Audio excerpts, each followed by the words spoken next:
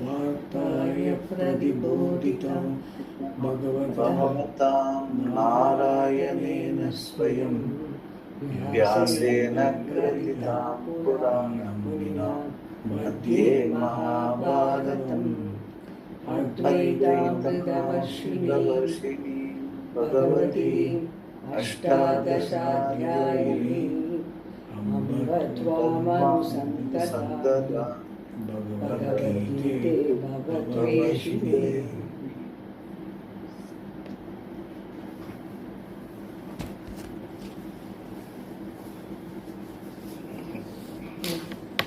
I think we are in, there is no difference. Yeah, that's what I was mentioning basically. It is only for the purpose of explanation, because consciousness means it is pervading all over. So it is not that through consciousness we are performing, through the reflection of the consciousness in this particular mind, body and all that we are seeing. But for that purpose they are, but the fact is it is a consciousness through which we are seeing. It's not the reflection or something like that. It's just there. So as long as we understand what we mean, that consciousness alone makes it possible for us to see, respond, act, everything. That is that consciousness makes the mind, makes the organs function. Like even the consciousness alone makes even the Surya function. Like even it makes us function. Since that is all pervading consciousness, that is the Chaitanya. That is what is being talked about. That is what he says. Yeah. Can read that. Yeah, there is no difference between the reflection of consciousness, abhasa, and consciousness, Chaitanya, though the reflection abhasa is consciousness, while consciousness, Chaitanya, is not the reflection. Therefore, in the physical body, the reflection abhasa, there is Chaitanya, that is the Atma. That is why Shankara says that people in general who have not inquired into Shastra and therefore do not have any discrimination, think that the physical body alone is the Atma. Without any vichara, inquiry, the body is taken to be the Atma. And that is natural because the body, Deha, is conscious.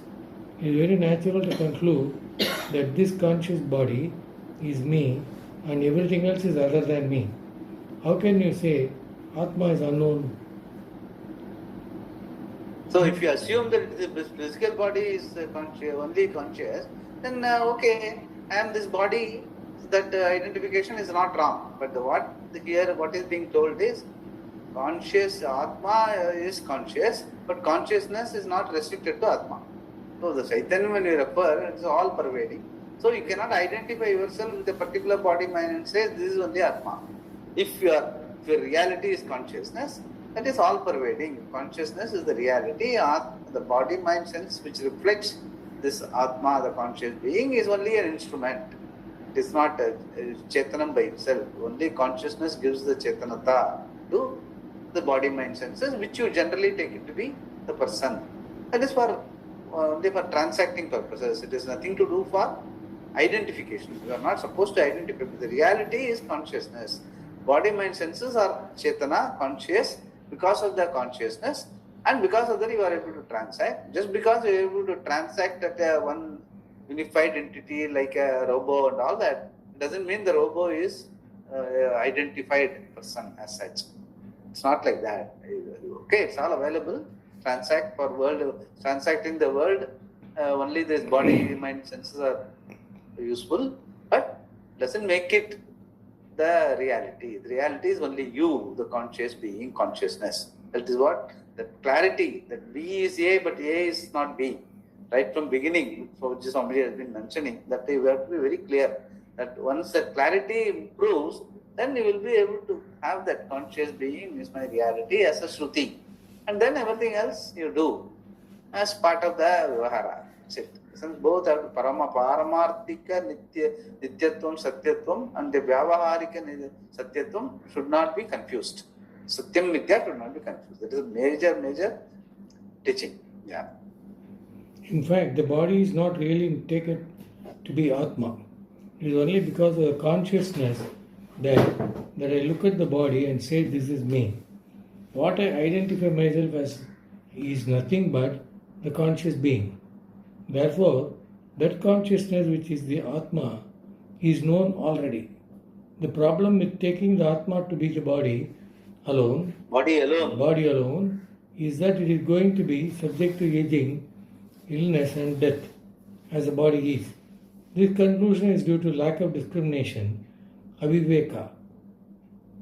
Since Atma is already known, but wrongly we have to do the negation of all that it is not, in the form of neti, then whatever remains as the innermost self, Pratyagatma, is told to be Brahman.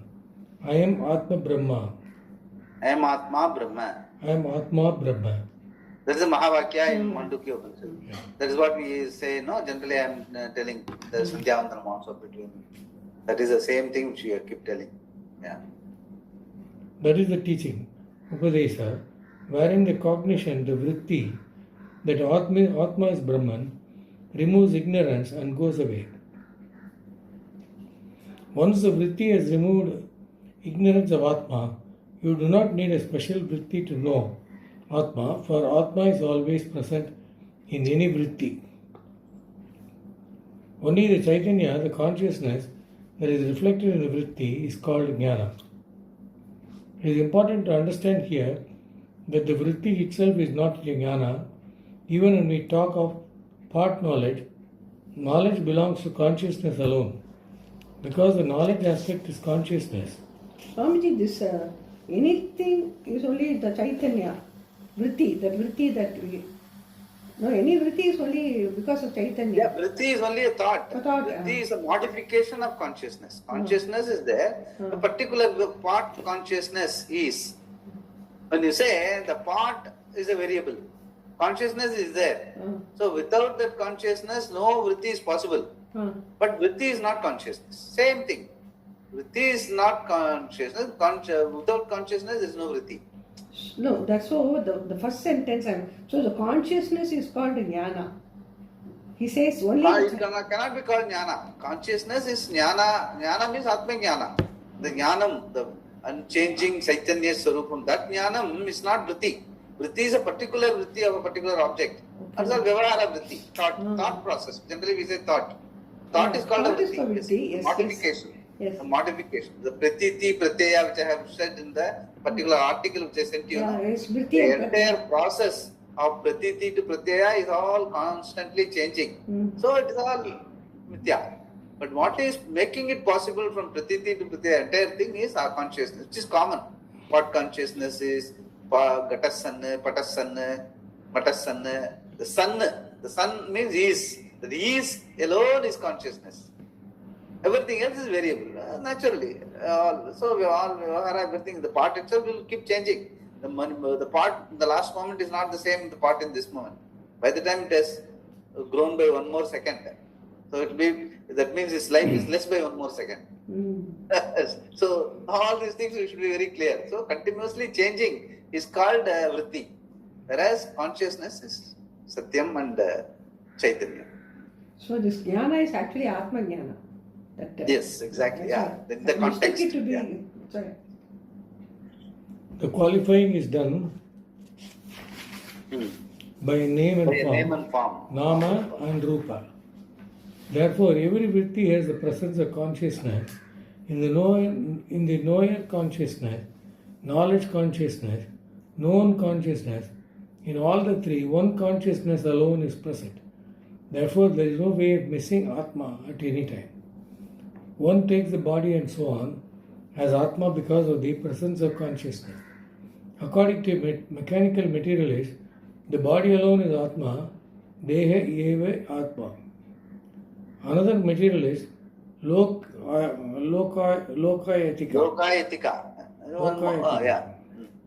Says that the physical body is endowed with or is qualified by consciousness.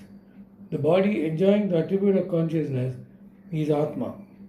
When the body is dead, the consciousness, Chaitanya, goes away and there is no longer Atma. For others, the senses, Indriyas, enjoying consciousness or the Atma. There are also Charvakas who have thought about this Atma and have concluded that the senses, Indriyas, are Atma. They contend that merely the body alone cannot be Atma because without the functioning of the senses, the body cannot function as in sleep. Therefore, the senses are the real Atma. They are called Apara Charvaka. Only body means Apara Charvaka. Real Charvaka means includes the body, mind, senses, everything. So slightly different, that's all. Another Charvaka says that the mind is Atma because of reflection of the mind in the sense organs and body, they also become conscious. Therefore, according to him, the mind is Atma. Then there are others, Shanika, momentary. Shanika Vijnana, Buddhist basically. They say the Shanika Vritti alone is Atma. In the sense, Shanika being Shanika, it keeps going. So everything is Mithya. The whole thing is Mithya because everything is changing. Because the Vritti keeps changing, Shanika alone is consciousness. So Vritti keeps on changing. So nothing is Satyam. The whole world is Mithya only.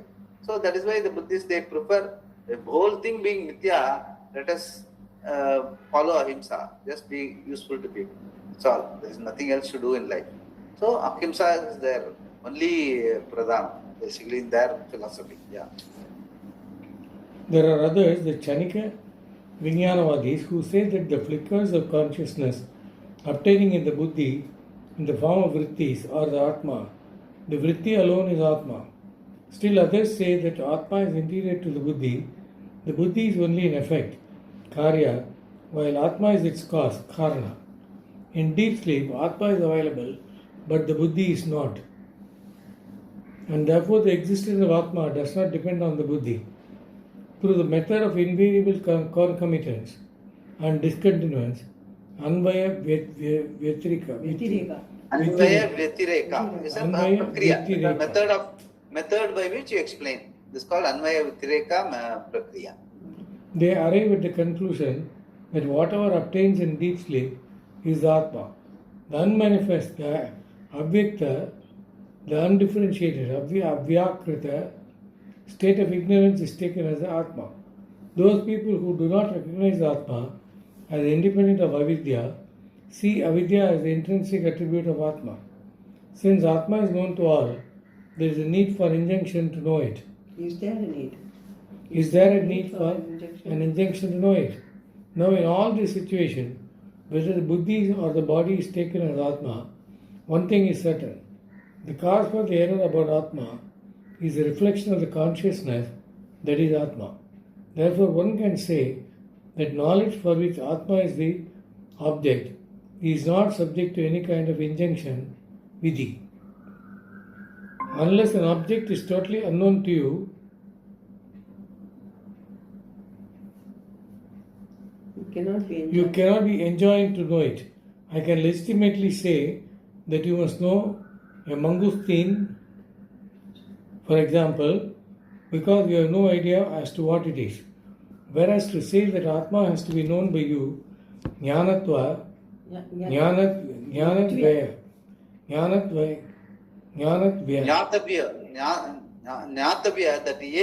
A missing, Jnatavya. Just note it down. Yeah. Jnatavya means to be known. Jnatavya is an imperative, like to be known. Jnatavya is not because it is not something totally unknown, ajnata.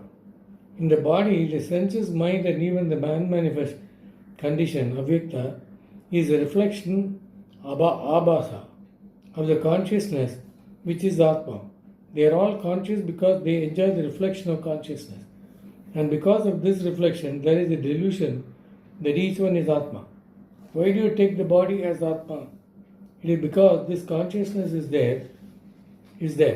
I am a conscious being who is conscious of the world, and this consciousness seems to have a limit, the physical body.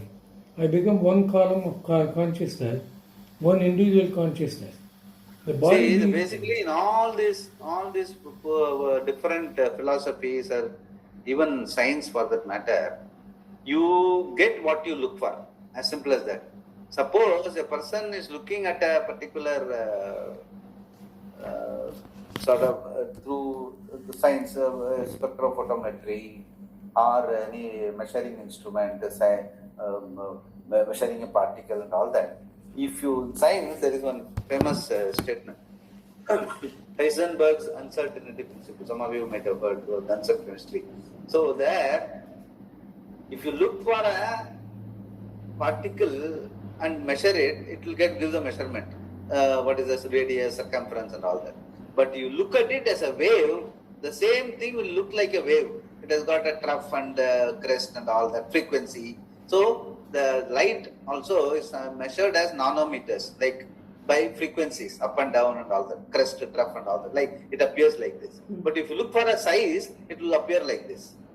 So what you look for, you get.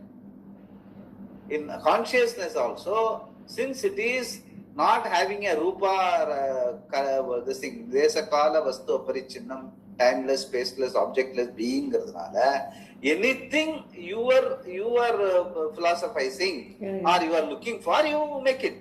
Somebody looks for body is conscious because everything is conscious. So body is my reality. Somebody's mind is a reality. Somebody's buddhi is the reality. Somebody says that sunyam is the reality. Because in sleep also I am there. And that is constant throughout. In sleep nothing is there. So nothingness is my reality. So like that, everything, they all have philosophizing. Even science for that matter is going by the empirical data, what they are looking for. They look for a particular data, they will get all the parameters of that data. On that basis, they make a theory, they make a postulation and they present it as a paper. To that extent, what they mention in that paper, it is valid. But if some other variable is brought in and somebody says, no, this is not how it is, then he becomes like Newton, Einstein, quantum theory, and today's everything is, there is no Big Bang and all also being questioned. There is no beginning, anadi, that which is what the Shastra also says. There is no, basically there is no beginning and all that. Sat is always is.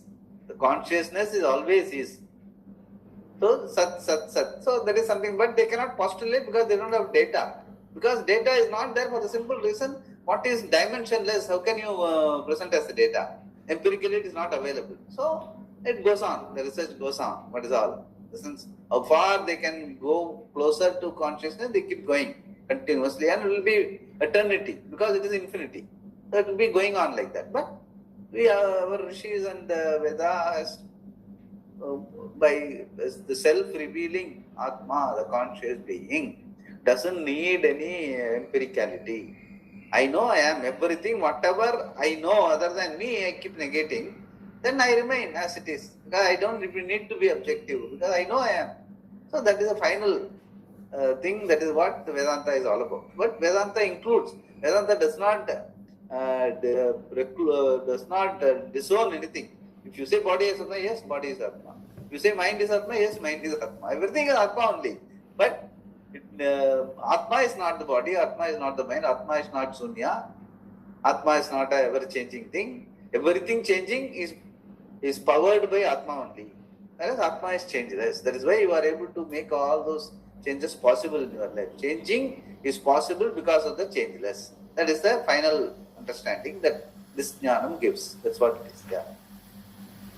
The body being conscious, it is but natural for a person to take the body as Atma. So too it is natural to take the prana as Atma, the mind as Atma, the senses as Atma, the buddhi as Atma, because they are all conscious. The unmanifest, avyakta, is also taken as Atma, since the state of deep sleep is an experience which everybody has to account for. The basis for all these delusions about Atma is a reflection of consciousness in these various media. Because it is not totally unknown, someone comes to the conclusion here that the knowledge of Atma need not be enjoined. Going one step further, he questions if this is so, why should he have such Sriti statements as, the self, my dear, is to be seen, listened to against contentions and contemplated upon, Atmava Ara Atma va are drashtabhyah Drishtavyah, Shrotavyah, Mantavyah, Nididhyasitavyah. This is the famous statement in the Brihadaranyaka Upanishad by Yajnavalkya, the rishi who starts that saying that what is Atma when he says, I want to go for contemplation. When the student asks, he tells what is how it is to be contemplated upon. He says, first you have to learn the Atma has to be seen. Seen means pasyati, so clearly seen. How? By listening to the Shastra, by reflecting, by getting all the doubts cleared by Shastra, Mantavyaha, and then by contemplation. That is how you clearly see. Drashtavyaha means seeing it, a dimensionless Atma is seen as though seen. Listen, so clear it is. That is called Drashtavya. So clear it is, you don't have any doubts. But before all the doubts are clear, you have to do Shravanam, Mananam, and Nididhyasana. So that is what is the famous, the teacher says, tells Maitreyi that Atma Vare, Drashtavya, Shrotavya, Mantavya, Nididhyasitavya. Yeah. In this statement, for the suffix Tavya, indicating a command, is repeatedly used. If Atma is already known, such a statement would be meaningless. Then he asks finally the question he is really driving at, why should he even study the Shruti if Atma is already known? Even though the Atma is Prasiddha, there is confusion about it. It is true that Atma is not to be known like an object, like mangosteen. Mangosteen. But there is confusion about Atma, and that confusion alone is to be removed. Because Atma is well known, Prasiddha, for everybody, anybody can take it for anything. Atma is the most abused word in this world and also the object of utmost concern for anyone. If you say that you are not concerned about yourself but about your father, I will ask you, why are you concerned about your father? If you say it is because he is not well, then I would say that he should be concerned about that and not you. If you then say, if he is not well, you cannot be happy, then my question would be, about whom are you concerned? Then you have to answer that you are concerned only about yourself, even when you are concerned about your father. There are many objects in the world about which you have various degrees of concern. But if there is one word whose object receives your utmost concern, that is Atma, I. At the same time, it is a word about which there is the most confusion. So this whole thing is Atma, what is that? Atmanastu kamaya sarvam priyam bhavati. That again is the Yajnavalkya statement. I want to be in a pleased state of home. Home meaning, I want homestead we say, no? I want to be happy with myself. I am. So for that, everything else around me should be conducive. So it doesn't draw my attention. Like even my body should not draw my attention, my mind should not draw my attention. I should be happy with myself. The same way, my surroundings also should not be drawing my attention. So if everything is in comfortable situation, then I am comfortable as I am. So Atmanastu kamaya sarvam priyam bhavati. So all your concerns about the world, outside, relationship, everything is, if they are disturbing me, then I will be disturbed in my state of being happy. That is why I don't want them to be different, in my perceived sense that they should not throw any concern to me. So that is why it's not that I am interested, because everyone is the same way everyone wants to be happy by himself. For that reason, he wants to create an environment where he is not disturbed. So that is what all of us are doing all the time. All of us are doing, creating an environment wherein I will be happy. So ultimately, Atmanastu kama, your happiness staying with the undisturbed Atma. So because Atma is the reality, so that's what you want to stay with. But since it is it is not available for objectification, since it is you take it for granted, and you think that if anything disturbs it is because of some outside situation. So you go and try to correct it. So you keep on doing that throughout our life, unless you understand by nature, by your own reality, you are Purnam, happy, contented here and now. It's because of the confusion only I've been looking at the other things around me as a source of my displeasure and keep on trying to correct it. I want them to be like this, like this, like this, like that. I try to make changes in the world, which is Not possible, because everyone is doing the same thing. So everyone wants to change the world. It's a, what do you call it? It's running after shadows. So everyone understands that as it is, everything is fine. I am happy. I am Purnam here and now. Okay, for purpose of transaction, for purpose of making things comfortable, I am doing this. That sort of an alertness, space is there between you, the being, the comfort, the content being, and the world around. Then that freedom is called moksha. That is the moksha we want to get into. The bandha is the unrealistic dotted line relationship, identification with everything around me. First at the first level, body, mind, senses. Next level, all that is related to Mahyam, me, I, me, myself. And Mahyam. Mahyam means mine. So it keeps on extending that, everything becomes a point of concern. Naturally, you keep on running around to keep on correcting one after the other. And everything is not going to be correct all the time. So what you have to understand is that you are correct. You are Purnam. Everything is dimensionless being. What can be affected? Consciousness can never be affected. It doesn't untouched by anything. That is the reality. So as long as others also understand that, they also will not have a problem. But since they identify with their body, mind, senses, they try to change me or they try to change the world. In that process, they will expect certain things from you. If you understand thoroughly that I am content as it is, Purnam, then okay, if possible, whatever is there, if they ask of you, give it. Give them yield, which I have told long back. Yield to others so that they are happy. So they feel temporarily, they feel happy, but eventually they also have to understand that it's not by changing the circumstances you are going to become happy. That you are happy, that because of that only, unless you understand that you are happy, you can't ask the world to make you happy. It's not going to happen. So that understanding is called Jnanam. That's what we are arriving at the end of it. At the same time, it is the word about which there is the most confusion. In fact, all the concern is due to the confusion. Because there is confusion, there is concern, and the concern reveals that there is confusion. Therefore, the Shastra enjoins you to resolve the confusion. The concern of mortality, aging, being nobody, and thus wanting to prove that I am somebody, are all centered on I, and this concern is what we call samsara. Samsara can be summed up as concern about yourself, and this concern is due to confusion. Therefore, Atma is not unknown, it is known but not properly, not as it really is. There is no injunction vidhi that Atma be known as an object, for it is already known but wrongly. You are committing a mistake, and therefore only the correction of the mistake has to be done. The Shruti draws your attention to this in its statements of negation, neti neti. Anything which you think is Atma is not the Atma. Removal of superimpositions alone is Atma Jnana. Shankara says all that has to be done is the removal of what is being superimposed upon the Atma. What is superimposed? All that we have mentioned that can be summed up as name and form, Nama Rupa.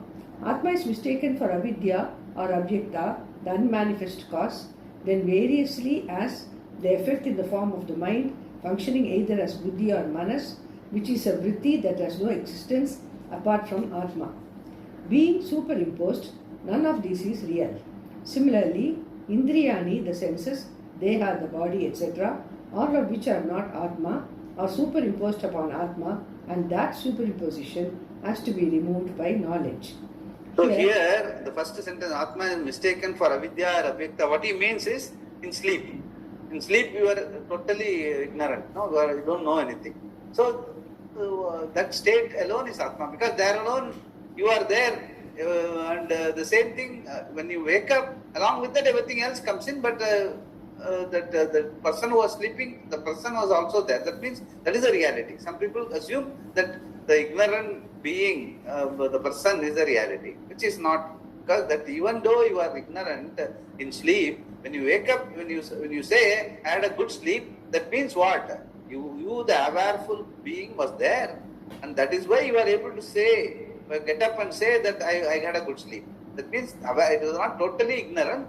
And the state of sleep you are ignorant, but you are the awareful being even in sleep also. So that is why we say awareful being is consciousness, not the abhyakta or avidya, as is taught by some people. Some philosophers say that. Yeah. Here Shankara elaborates what he said in his opening statement, that Atma can never become an object, in order to make it very clear. He says that what has to be accomplished is not knowledge of consciousness, which is Atma, but the removal of the superimposition of the Anatma, that is, the Nama-rupas on the Atma. Nama-rupadi Anatma Adhyaropana Nivrittihi eva Karya na Atma Chaitanya Vijnanam. With such straightforward statements as these, one wonders, where do people get the idea that there is a super consciousness that is to be known? They say that beyond the body is a mind, beyond that a buddhi, and beyond all that a super consciousness that you should realize. But Shankara says very clearly here that you need not gain knowledge of consciousness that is Atma. Why? Because that is one thing which is present all the time. When you see something or hear something or smell something, and when you do not experience anything at all, consciousness which is Atma is present. Then what do we have to do? So basically what he says is all prayatnam and yatnam is for only other than Atma. For Atma, you don't need to do any prayatnam or yatnam. You just have to be. Yes. So that is what is being told. Then what do we have to do? We have to remove the varieties of notions we have superimposed upon Atma. How? By inquiry, vichara into what is Atma and what is not, with the help of the Shastra. Atma is commonly taken as the various things that are superimposed upon it by ignorance of its Swarupa.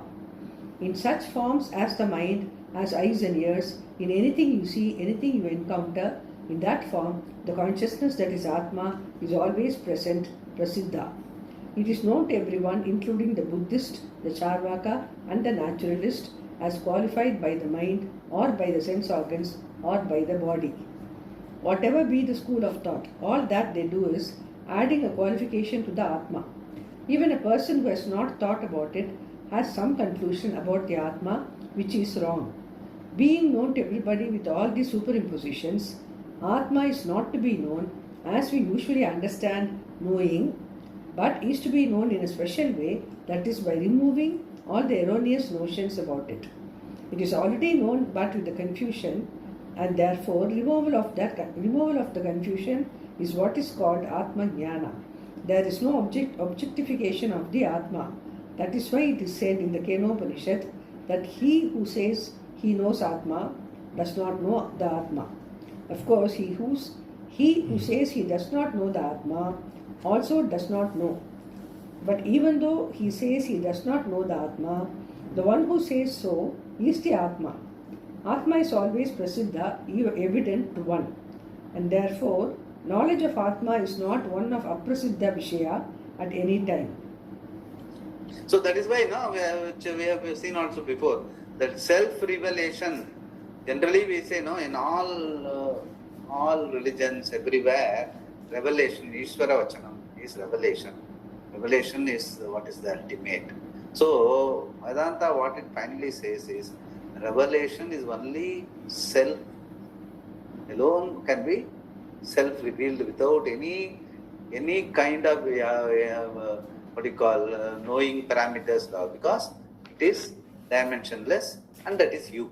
So you, the dimensionless being, is the self-revealing being. That is called revelation. That is called Ishvara Vachanam.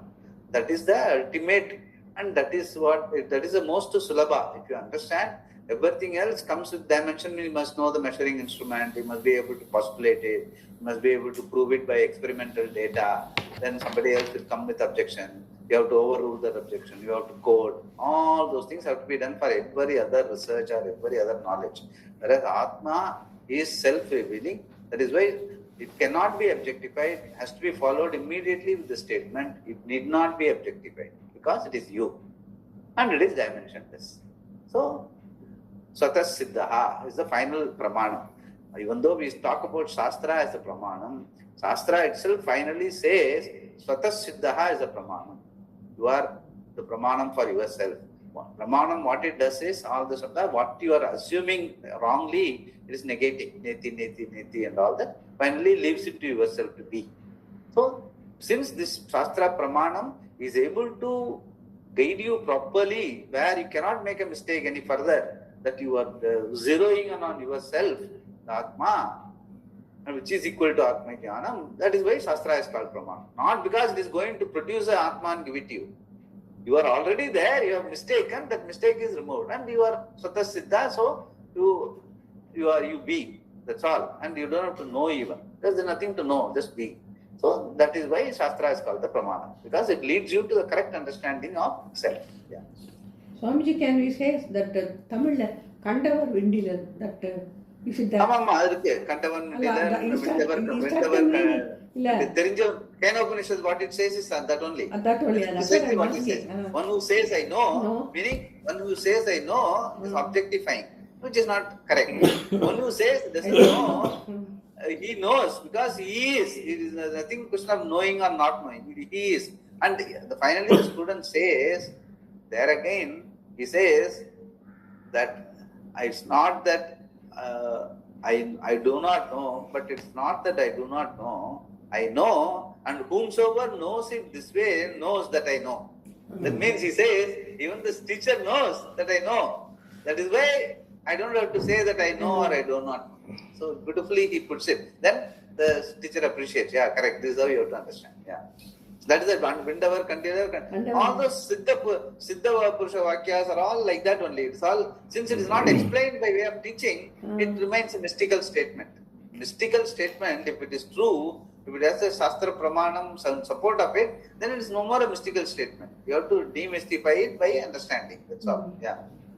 Suppose you have knowledge of a crystal. Previously you did not know it, and now it is. Therefore, in your mind, the vritti, the thought is there, for which the object is the crystal. This is knowledge. It is the same for any knowledge of a particular object. Now suppose I say, you must gain knowledge of consciousness, which is Atma. What will you do? How can consciousness, which is Atma, in which the seer and all forms of knowledge and all objects of knowledge shine as an object like the crystal? That is the only thing you do not need to know as an object. That in which the vrittis of all objects are illumined, which is the very nature, Swarupa, of every vritti, is the consciousness, which is Atma. You cannot objectify this consciousness because it is the one thing which is not available as an object, nor it is necessary for you to objectify it. Because it is you. Yeah. Prashant, do you want to read? Buddhists say, shall I continue? Buddhists say the Buddhi Vritti is Atma because it reflects consciousness. Shankara says that it is because of this fact, that is the reflection of consciousness is available in every Vritti, that the Buddhists, the Chanika Vijnanavadis, take the Vritti as the Atma. In their view, only momentary consciousness is available at any given time. When you see me right now, for example, it looks as though I've been sitting here for the past several minutes. I seem to be shining in your mind constantly, but it is not true. Your mind is moving and the vrittis keep on changing. It seems as though the same person is sitting here because of memory. But what really happens is that the vrittis in your mind keep changing like the frames in a movie. Because the vrittis is imbued with consciousness and is momentary, the Buddhist concludes that the Atma is a momentary flicker of consciousness. In taking the vritti as Atma, he is not incorrect, but he is not correct in saying that Atma is the vritti. Once he takes the Atma as the vritti, then Atma is also momentary like the vritti. And therefore, Atma has no reality other than the vritti. In fact, there is no Atma. That is why he says that Atma is nothing but flickers of consciousness and that there is no object outside, only a vritti that keeps changing. Like in the dream, and there is no Atma. Outside is a concept as is inside. In this view, all we have is a concept. The concept keeps on changing. If there is a semblance of continuity, that is a delusion. Momentary existence is the reality. If one were to ask, how can the vritti be known if there is no knower? He has an answer for that. He says that no other means of knowledge is required because he accepts that, being consciousness, a vritti has the status of being known by itself. When it obtains, it is self-revealing. It does not require anything else. For him, there is no dependence upon any other pramana, which means no knower is necessary. We also say that Atma is self-revealing, but it is not momentary. How do you know that a flicker of consciousness is Atma? A flicker cannot know because it only exists for a moment and goes away, and it does not know that it is changing. In its view, the next moment has not come, and the flicker was not there previously to know of its own arrival. There is no way to logically account for this view. Therefore, Shankara says only the negation of the superimposition onto Brahman due to ignorance has to be done. No effort has to be made for the knowledge of Brahman because it is absolutely prasiddha. So is this clear, no? This what he says, No. the Shanika Vijnana Vada and Sunyavada, everything is, what they say is that, Vedanta what it says is that it is Shanika Vritti, that's all fine, like in a movie, keep on moving. But who is going to say that the last Shanika Vritti went and the new Shanika Vritti has come? There should be somebody common, no? Otherwise, that the last Shanika Vritti is gone, and that now Shanika Vritti alone is your reality. That means Shanika Vritti alone is the reality. That there was a past Shanika Vritti, and the next Shanika Vritti, the continuity, the perception will not be there. That means there should be a commonality, a common Samanya being that is able to make that last Vritti shine, this Vritti shine, next Vritti shine. So that being is the Atma, we are saying that. That all Vrittis are Sanikam, that is fine, but all the Vrittis are possible only even for you to know that there was a Vritti, there is a Vritti now and all that. Even that is possible only because of the Chaitanya Swarupa Atma. That only lights up the last Vritti as well as this Vritti and the next Vritti. So what is subsisting all the time, all through is the Chaitanya Atma. So it is not, Vritti is Atma, fine, but Atma is not Vritti. So the same thing, B is A, A is not B. That's the most important equation. Yeah. Therefore, Shankara says, sorry. Yeah, correct. Therefore. Read. Yeah. Therefore, Shankara says only the negation of the superimposition onto Brahman due to ignorance has to be done. No effort has to be made for the knowledge of Brahman because it is absolutely prasiddha. See, quietly he has shifted from Atma to Brahman. Till now he was talking about Atma. Now quietly Shankara himself has changed over to Brahman. Basically what they keep doing that. Why? Because there is no difference. Brahman, Atma, Ishvara, everything is one and the same. So in Shastra you can always be seeing that, like even Taittiriya Upanishad I was talking about, no? That the first sloka itself, Tasmat Atmanaha, Tasmat Brahmanaha, Etasmat Atmanaha. Straight away they will say, in the Brahman, in the Atman solreno, again. So the Atma and Brahman are one and the same, that's all. Yeah. There is no effort involved here, the negation. The negation does not require effort because it is not like sweeping to remove the dirt from the floor. We are not trying to remove some impurity from the Atma because it is always pure, Siddha. The removal here is purely like the removal of the snake upon the rope. The kind of effort you have to make for that is the effort you have to make here. All you have to do is remove the property superimposed upon Atma, which really belong to what is not Atma, that is the Anatma Dharma. No other effort is required because Brahman, which is Atma, is very well known, Atyanta Prasiddha, in the sense that nothing else is more known to you, is more present or more available. Once the superimpositions are removed, it is known as limitless because all the limitations that were nothing but superimpositions are removed from it. If no effort is needed, why is Brahman not known? If there is no effort involved in gaining knowledge of Brahman, why does everyone not know it? Shankara says it is because the mind is robbed away by the various modes of names and forms. One mistakes Atma for any of them and thinks Atma is a doer, karta, enjoyer, bhokta, ignorant, ajnani, and so on. But even for those people whose mind is robbed away, Brahman is totally present all the time, the most easy to know and the very nearest.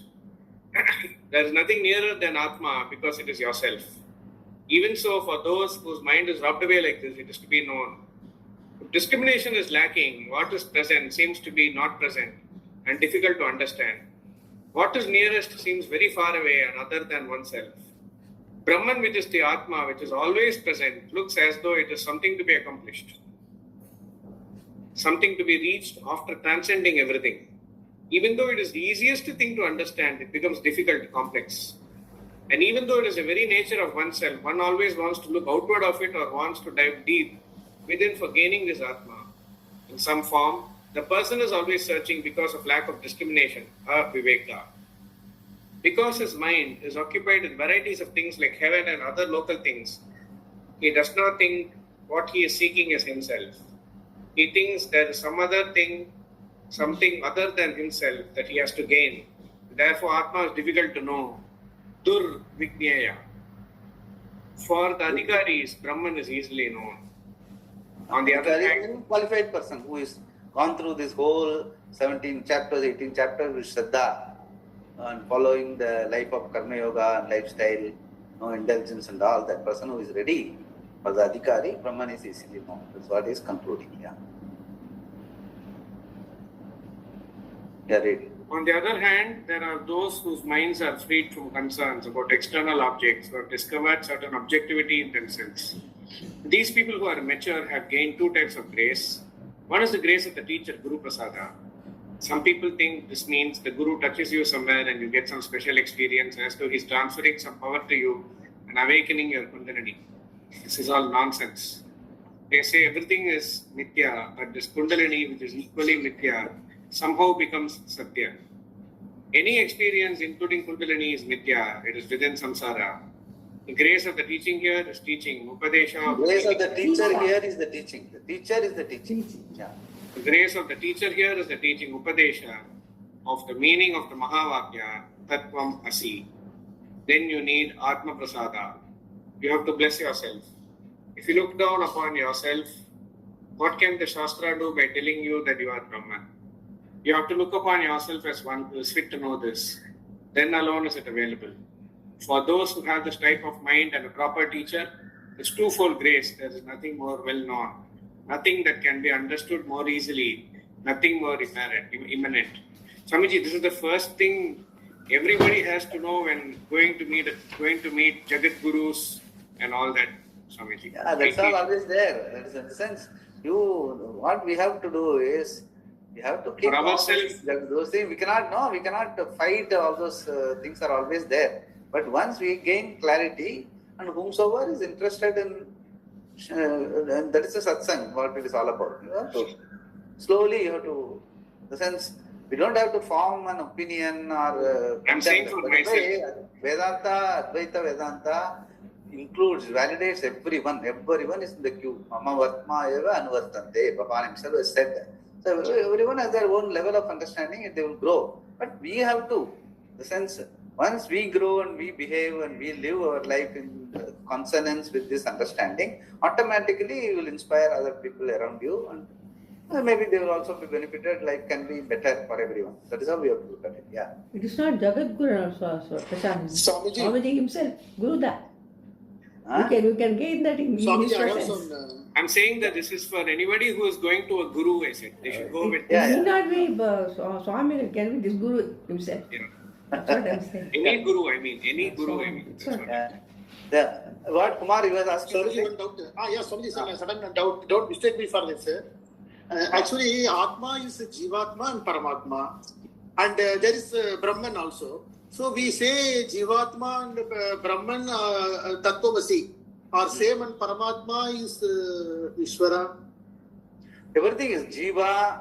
Jivatma, Paramatma. There is no Jiva other than Ishvara. There is no Atma other than Brahman. So only thing is that this Jiva and Ishvara, when we say, with Maya Upadhi Ishvara, with Avidya Upadhi Jiva. But both are Atma only. And Atma and Brahman, when you say there is no Avidya and there is no Maya. Brahman also has no Maya. But Brahman with Maya is called Ishvara. Atma with Avidya is called Jiva. So at your level it is Avidya. At Ishvara level it is Maya. Both are anyway Mithya. Both Maya and Avidya are called Upadhi. Upadhi means Upadai, defect. Upadayana Tamil defect. So Maya also is defect only. It is only once you understand, then it will not trouble you. That's why Swamiji always used to say, if If you want to be circumvent Maya, you go on the side of the Mayavi. If you go on the stage behind the Mayavi, then you will know all his tricks. So you won't be subject to Maya. The same way, be with Ishvara, automatically you will not be subject to Maya. That is understanding. And then you will not be, when Maya is you are not subject to, you will not be subject to Avidya also. Avidya is not, Avidya starts with not understanding Maya. And saying that everything around is Satyam. That is the beginning of Avidya. And then the Avidya, Karya Avidya is your alva, karma pala, pavam, punyam, adharma and all that. Because you isolate yourself from the Ishvara, you are alienated, you are always under fear. So you want this, you want that. If you don't get it, you get angry, you get hatred. All those negative qualities comes from basically you are not able to manage your likes and dislikes, and you think that you are a person with likes, bundle of likes and dislikes. That is samsara, samsaritvam and all. So Atma, Brahman, Ishvara, Jiva are all one and the same.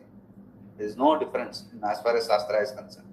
So that is where the Vedanta differs from all other schools of thought and all that. There is no, in the sense, they all have a particular postulation in their mind. They have a philosophy and they are looking for support from the Veda. And Veda gives enough support to them. Because Veda does not discount anybody. That is why even the whole Srishti is only a prakriya, meaning Adhyaropa Apavadabhyam Nishpat Prapancham Prapanchate. So Adhyaropa part is Srishti.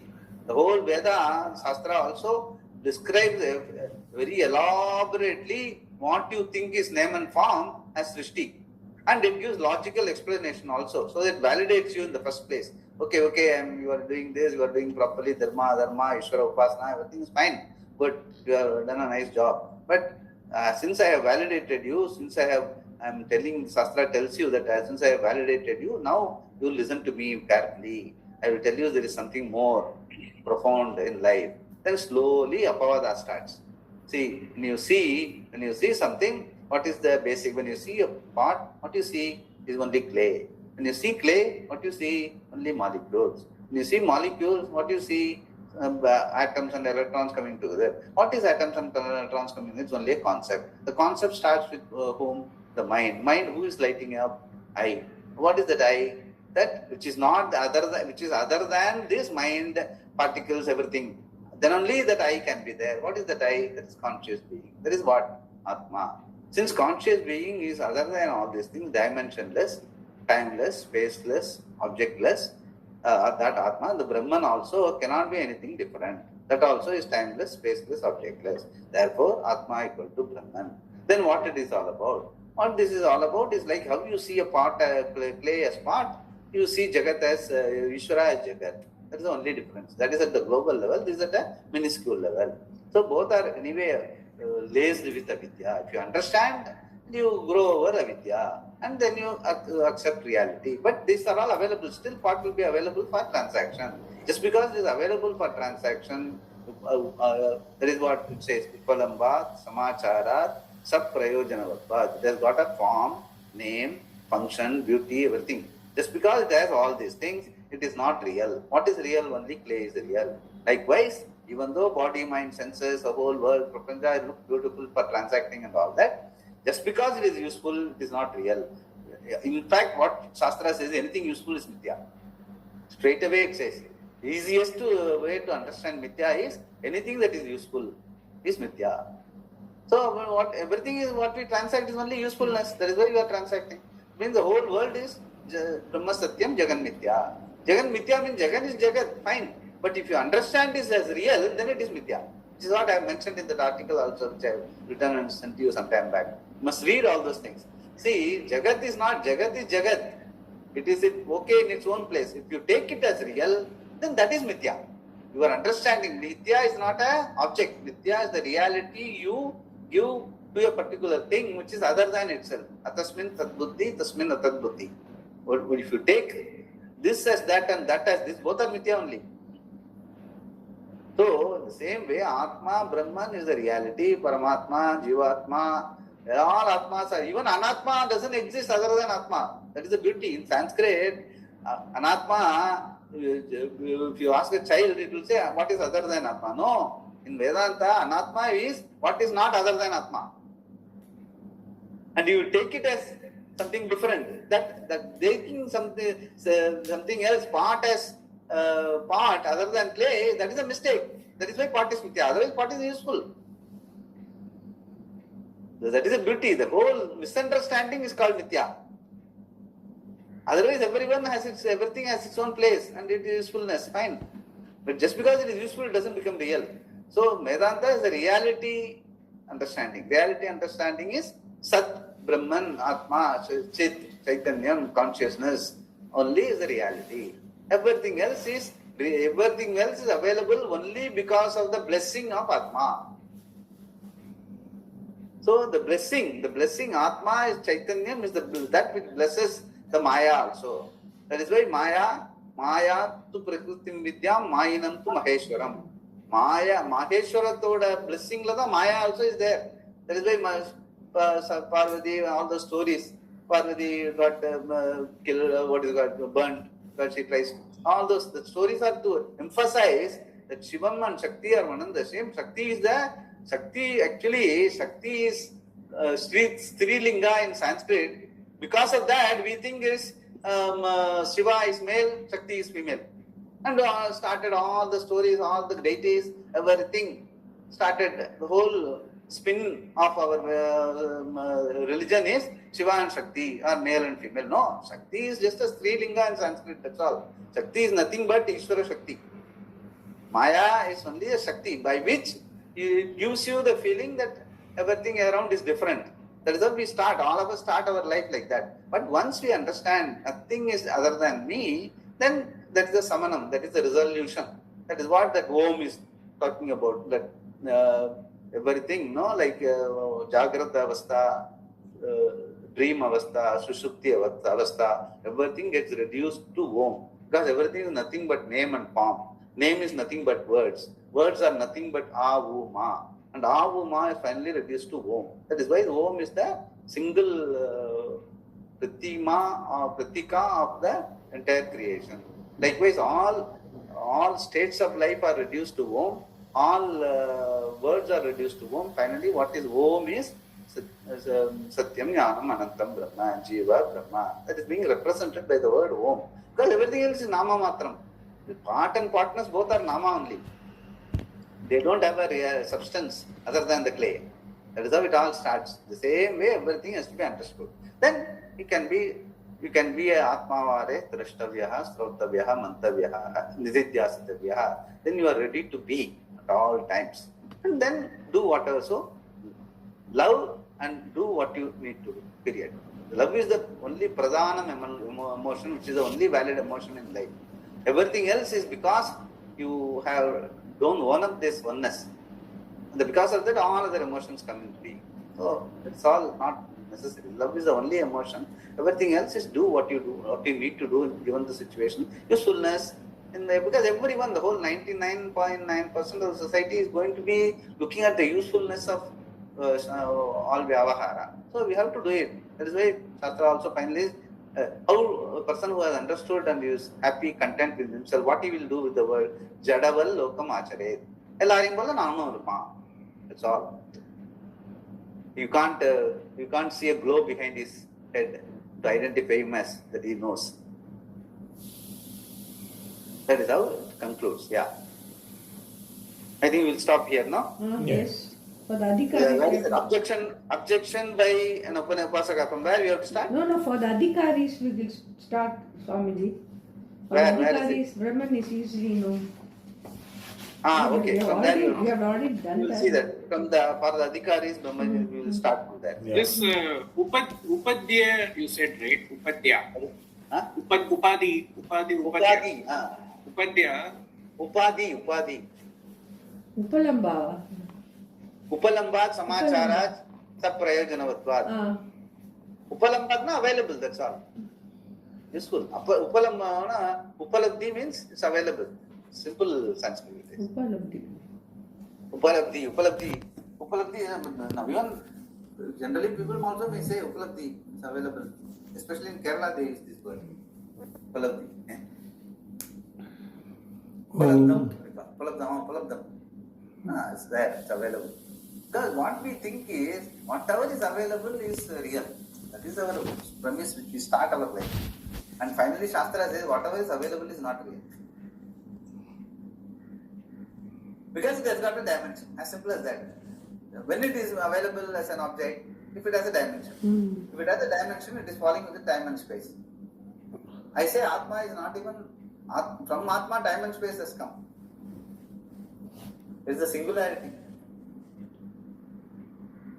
So time and space is the object, causality. So time and space and causality are blessed by Atma. So at that level, when you look at it, anything upalabdham is okay, available for transaction, that's all. And knowing that it is available for transaction, you transact, there is nothing. Then that is why finally what it says is Sarvatma. Everything that is upalabdhi available for transaction is also me only. That is Atma. It is everything. That is why it's called, first you have to discern what is Satyam and Mithya. Finally there is no Mithya other than Satyam. That is why Anatma, there is no Anatma other than Atma. There is no Avastu other than Vastu. When Sanskrit what is Avastu naga, Sanskrit padichitu, Avastu means what is not Vastu. But that Sanskrit is not applicable in Vedanta. Avastu is what is not other than Vastu. Because there is nothing other than Vastu. Everything is only Vastu. Everything is only Vastavam. Reality.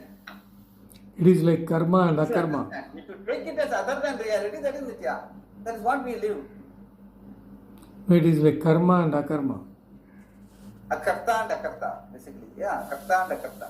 So then what is Dvaitam and basically an Akarta. What is that? What is then Dvaitam and Advaitam? Advaitam encompasses all. It doesn't deny anybody. Even a Dvaiti, I tell Dvaiti also, he is also Brahman only. It's only because of wrong understanding, he thinks that he is a Dvaiti. Dvaiti also, when he sees an idli outside, he wants it to be inside. No, he wants to be one with the idli. Right? Anything you like, you want it to be you. Then what is your tathparyam in life? Advaitam, not Dvaitam. Okay. Om Purnasya Purnamadaaya Purnamevavasishyate. Om Shanti Shanti Shanti. Shri Gurubhyo Namaha. Hari Om.